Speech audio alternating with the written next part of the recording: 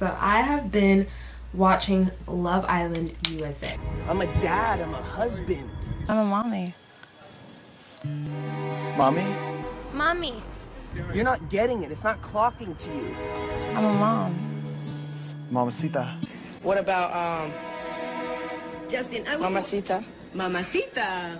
No, I'm a mommy. A mom of what?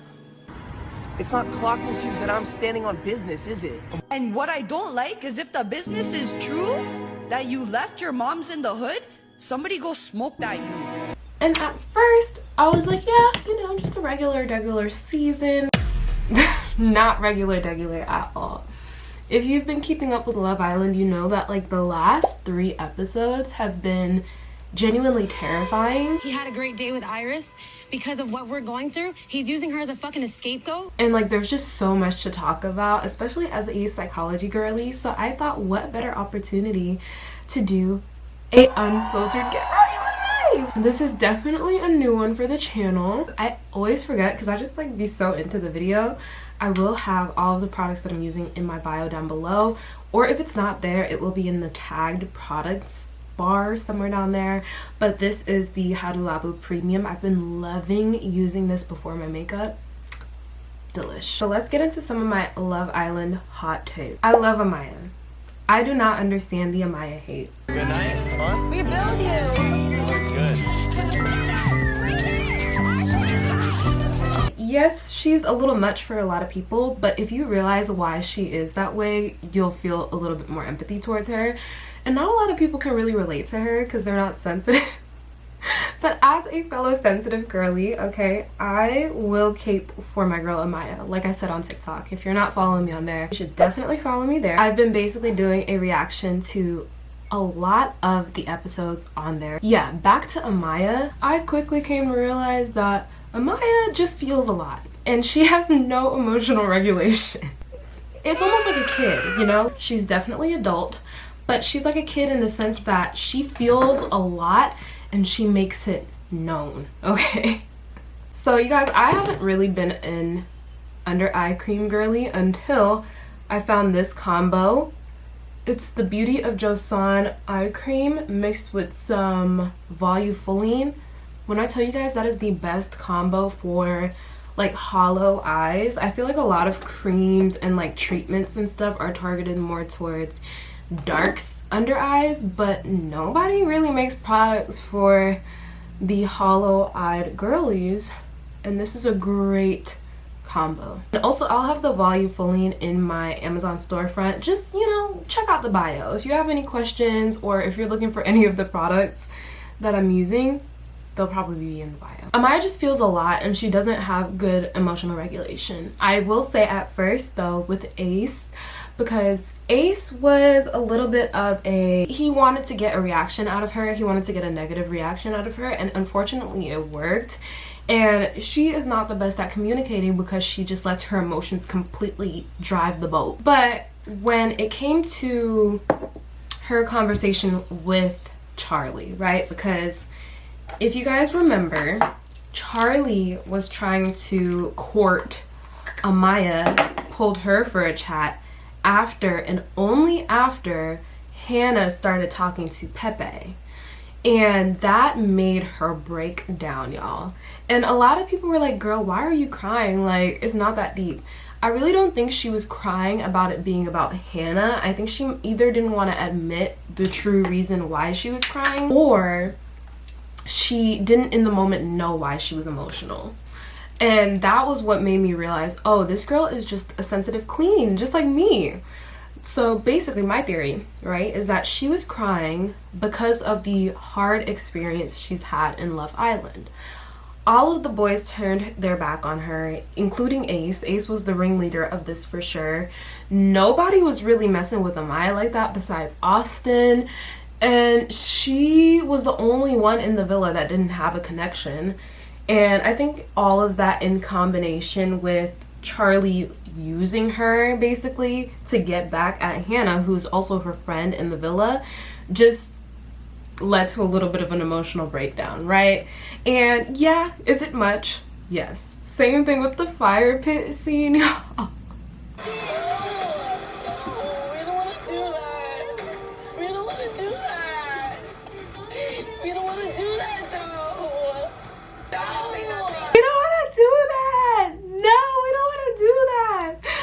I mean, yeah, it's much. It's much, but I find it really endearing and I find it really sweet because she just feels a lot of emotions, and that's okay. Like, I would much rather be friends or like know somebody who feels emotions too much rather than someone who doesn't, because people like that are the sweetest. They really genuinely do care about people. They genuinely have their friends' best interest at heart, which is why it's really sad when you think about how Huda was talking about Amaya. Honestly, I really cannot wait for movie night, but that's a whole other topic I will get into. But yeah, I really do love Amaya, and it's really sad to see so many people be like mean to her and like not like her. It's just really telling of society at large. I feel like a lot of people really aren't sensitive nowadays, especially on the internet, especially with people that they see on TV. I feel like the internet kind of made a lot of people not as empathetic in general. It's normal to be mean and not show emotion and stuff than to actually be empathetic and to be sensitive and to show your emotions and stuff. So that's why I really like Amaya. She's truly herself. She truly does just feel what she feels, and she lets herself feel those emotions. Maya Papaya just may be in love.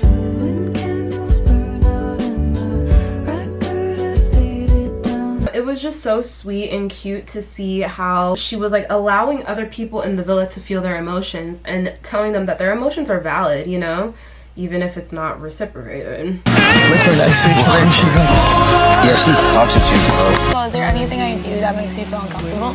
No, I wouldn't say uncomfortable. I really don't know how to do my edges when I have a new hairstyle, so bear with me.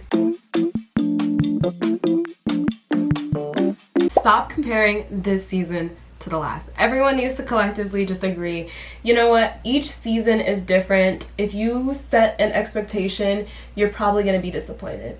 And why I say that is because going into it, you could tell the casting did that too. Like, they were trying to recast basically the cast from last season. It is so crazy to me that people were off of the rip trying to be like, oh, this is the new PPG, like this is our season of PPG, like, and trying to make predictions and like basically having favorites before the show even started.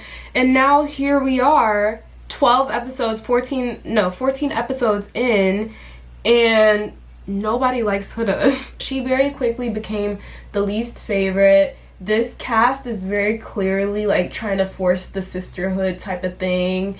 And it's just like, you can tell, like, when you set an expectation for something to be the same or similar as something else, you're always setting yourself up for failure. Because I see a lot of people saying like, oh, this season sucks, blah, blah, blah. I don't think it sucks at all. I think it's really good. It's really entertaining.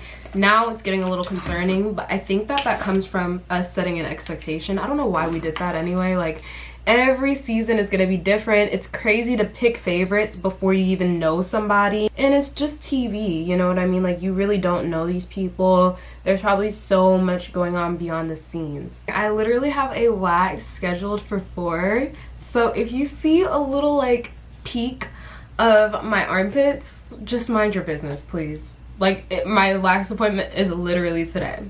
See, evidence. The evidence is here, y'all. The evidence is here. While we're at it, why are we talking about people's looks?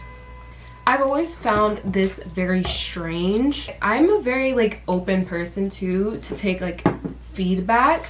I'll take it into consideration, but I won't ever like respect or like think that it's okay to comment on how someone chooses to do their makeup, how someone puts themselves together, their especially looks that people can't control. I'm specifically talking about the bombshells, the last male bombshells, Pepe and Jalen. People were saying that they look like like all of these different things, like they're not like bombshelly enough, like they need to bring in a Miguel from last season. Like, are we okay? I think the internet has made us way too comfortable with talking about people's looks. Especially, like, what blows me is that we're talking from a phone without judgment most of the time. Like, most of the people that are commenting on people's looks don't have the platform for people to talk about their looks, or else they wouldn't be talking about people's looks like that, you know? Even when it comes to like bullying and stuff like that, like that's just weird to me. And you guys can like have opinions on people's looks, of course, like especially like for example with Hannah last season, right? I really didn't like how people were talking about Hannah's makeup, but there were definitely a lot of people who were like, oh my god, you look so good without makeup, you know? Something like that, like I can understand, but it's just so weird to me how comfortable people are calling people ugly, like, oh, this person is out of this person's league. Like, imagine them seeing that, and they are gonna see some of that. Like, do people not realize that people are human beings? Just because you see them on their phone, on your phone, or whatever the case may be, doesn't mean that you can just talk about them like that. Like, they're gonna see it. It seems like the girls in the villa truly do care about Huda, but the way she talks about people, the way she makes everything about herself, the way she's so comfortable disrespecting people and calling people out of their name is not okay. Hi guys, editing team here. Oh my gosh, this quality is low-key tea. I filmed this video a few days before the next 2 episodes came out. I'm probably gonna post this on the day that it is after sun, and there's gonna be a vote, which I'm also really excited to see the results of. Huda, my friend, I fear that your time in the villa may be up. In episode, I think it was 15, we were really starting to like kind of like Huda. Tensions were starting to lessen. We were having fun. We had Meg the Stallion. It was kind of like a reset. I think production was probably like, okay guys, this is getting a little too far. I think production actually stepped in. I think they've been seeing everything that people have been saying online, and they're like, okay, maybe it's time for us to step in right now. So they brought in Meg the Stallion. They had a little twerk off challenge. They made everything really fun, and they brought 2 new bombshells in. And Huda had a sit down conversation with Taylor. Alandria said a couple things too, and Sierra. Now, Sierra, I absolutely love her to death for how real of a friend she is. She genuinely cares about Huda more than anybody else in the villa. You cannot argue with me on that at all. Being a true friend to somebody is holding them accountable to their face and then speaking good on them to other people. And there are exceptions. So, for example, I would say the villa is an exception because they quite literally have to converse amongst each other about what's going on in the villa. And Huda and Jeremiah were such a big part of the villa that it was near impossible to not talk about. But the issue with the Islanders that I had is that they did not say any of the stuff that we were all thinking to Huda's face. They were talking about it amongst themselves, but they didn't actually talk to Huda about it to her face. The only people who did that were Ace, Nick, Taylor, and now Sierra. And surprisingly, Huda did take some accountability. She was like, you know what? Yeah, the crash outs were too much. She had a conversation with Jeremiah. She still tried to kiss him in that conversation, okay? So I fear that Huda might be truly showing her true colors right now. I think we have to pay attention to that because it seems like Huda is a little bit like manipulative, whether she notices it or not.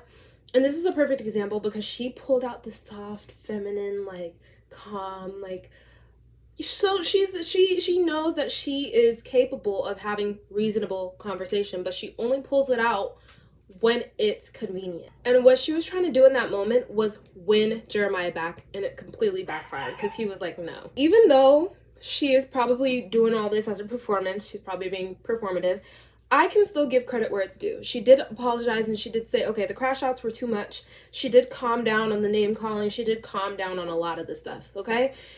Now, that was in the last episode, okay? Let's get back to the next episode where I completely revoke any, like, maybe there's a chance that Huda changed. Now, Miss Huda Baby is trying to get with Pepe. Listen. Huda is lucky that Hannah is better than her. Because if Hannah acted the way Huda did, that villa would have been tore up. Huda pulled Pepe for a chat. And the thing that gagged me the most about this is that the first chat she pulled Pepe for was right in front of Hannah. And Huda whispered it to Pepe. She's trying to be sneaky. And then she's gonna use the excuse of like, oh yeah, like I'm new to this. I don't know what's going on. I'm so dainty and like, I don't know, I don't understand. And I see so many people defending her like, oh, but Jeremiah did this and that. Guys, there's nuance in every situation. There is always two sides when there's two people involved. If there's three people involved, there's three sides. There are things going on everywhere. You can have nuance. You can admit, yeah, Jeremiah was definitely playing the game. Spraying the cologne in Huda's bed was strange. Things like that are toxic, right? Jeremiah has flaws. He's not a perfect victim, basically. But Huda is, and I'm going to tread very lightly here because, again, Huda is a human being. She's going to come out and she's going to see all of this content. But Huda is struggling. She has some very unhealthy habits. She has a tendency to lie. We've seen her lie in 4K, y'all. Did anyone else notice on Huda and Jeremiah's date that she was like, oh, we should move in together? And he was like, well, we can move into the same city. I don't know about moving in together. And then they go back to the villa and she's talking to the girls and she was like, yeah, Jeremiah said that he wanted to move in together. No, he didn't. I feel like she just like tells little white lies all the time. Like little harmless white lies. And I think she forgets that she's on reality TV and we can all see it. She's just... Huda's just got a couple screws loose. Also, I think Jeremiah is slowly losing interest in Huda. I think he's taking a couple steps back. I can see it in his eyes. He has a blank stare whenever he looks at her. When they were sitting at the table with everyone around and she was like, so do you want to close this off? First of all, time and place. And he was like, no, it's still so early.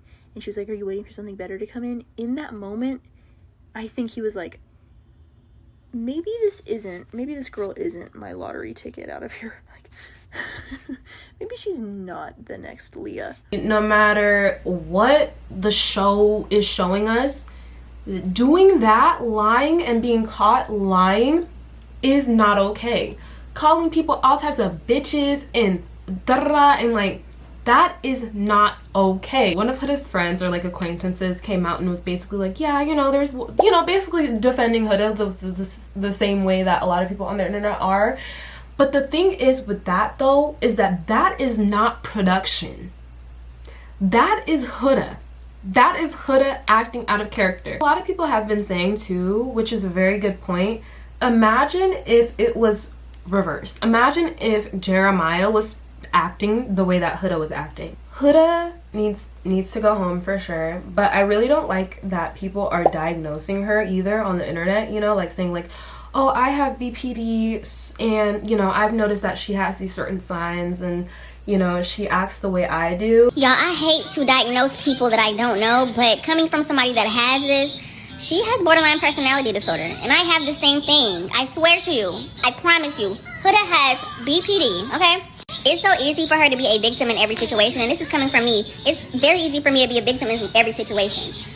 The fact that they were on the beach, the fact that they were talking about the date, and she was like, oh, my dream date, when Iris said that they went to the beach, and it's like, Jeremiah did not plan that date. Like, why are you making everything about you? You got these girls huddled around in a circle, can't even focus on their own things, because they're focused on you, because you are manipulating, you're emotionally manipulating everybody. And I don't know if she went through a lot of trauma as of recently, because that's what triggers borderline personality disorder. It's a onset condition from a bunch of back-to-back trauma, you know. And now she doesn't know a bad person from a bad trait, like a bad decision. She can't decipher the two. So once y'all see her have these explosive, I can't believe you, and everything's just such a big deal to her, one, she could have ADHD, as I have as well. So it could be borderline personality. And I know it's coming from a place of concern. This isn't to come for people, but I would definitely try lightly with that, because I have a degree in psychology, and one of the main things that we talked about is not diagnosing people in the wrong setting. Like, diagnosing someone on the internet is very triggering for anyone, and it's not like, even if you do have a good intention, psychologists have to tread lightly when diagnosing people, let alone people on the internet, because there are so many other factors that go into that. And also the big one is that you have to talk to someone in the right setting. It truly does, like, it can truly send someone into a spiral if they're not diagnosed in the right way, in the right setting. You have to be trained for that. even me as someone with a psychology degree, I'm not trained to diagnose people. Even like if someone were to come to me for a therapy session, that's why I can't do therapy, because I have to go for my master's. If someone were to come to me for a therapy session as I am right now, I cannot diagnose them. It's an ethical issue. It is really important that we all tread lightly with mental health, because it can really send someone into a spiral. It's really triggering. It really is triggering for people to be diagnosed in not a comforting way or in not a professional setting. Taylor is who we thought Jeremiah was. Well, honestly, Taylor is who Jeremiah is too. Not like toxic type, not like finding toxic behavior cute type, but he is definitely playing the game.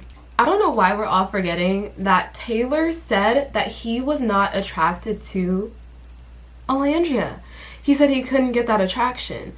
And the thing about attraction is that, yeah, it can grow over time, but if you say that you're initially not attracted to someone, that's a huge red flag, because the first thing you see is the person. So if you're not physically attracted to them, there's a little bit of a red flag, you know what I'm saying? Like, that is a little strange. Like, Taylor and Olandria had this cute little scene in the photo booth, right, where they were like kissing on each other, and it was like genuine, like it was really cute, right? It was a cute little moment. So I think he is now attracted to her, but I think that's because the boys kind of had to talk him into it. That's how it felt. And then also I think when he realized that Jalen was attracted to her, maybe he was like, oh, okay, so there is something to be attracted to her for. Like, and also because, you know, Nick has been very vocal and clear about his attraction to Olandria, so I think maybe what happened was that Taylor was like, oh, okay,